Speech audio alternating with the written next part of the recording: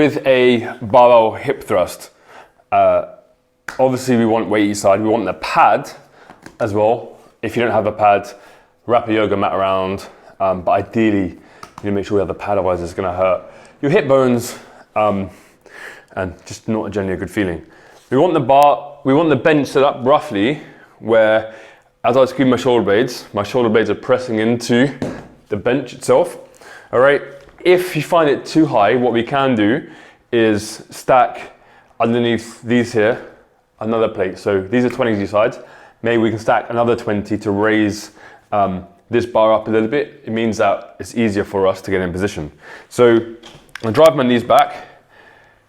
I'm gonna push my hands into the floor. As I'm doing the movement, in the top part of the movement, I want my knees 90 degrees. Okay, so I don't want to be out here, I don't want to be too close in when my heels are raised. So 90-degree movement. I'm looking straight ahead. I'm trying to create a double chin. Although you probably don't want one, it's really important to look forward, create a double chin. I'm gonna tilt over the bench. I'm gonna drive up, squeeze at the top, and back down again.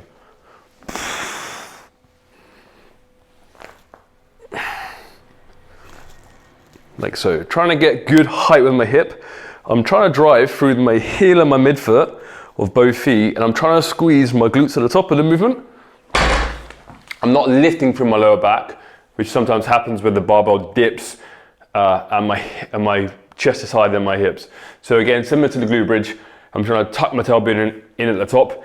And as I mentioned, that top position, my knees are at a 90-degree angle with the weight going through my heel and my midfoot and keeping my back relatively straight. Now obviously you may have a hip thrust machine, use that instead.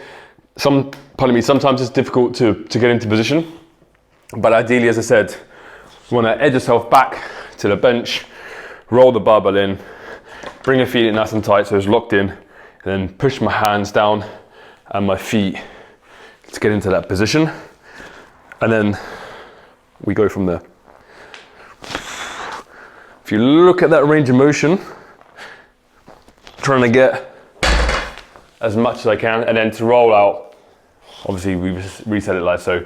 And again, to stack more weights on, if we put a little 1.25 kilo plate underneath the plate here, it means that we can easily slide more weights on. All right, and that is how to do a barbell hip thrust.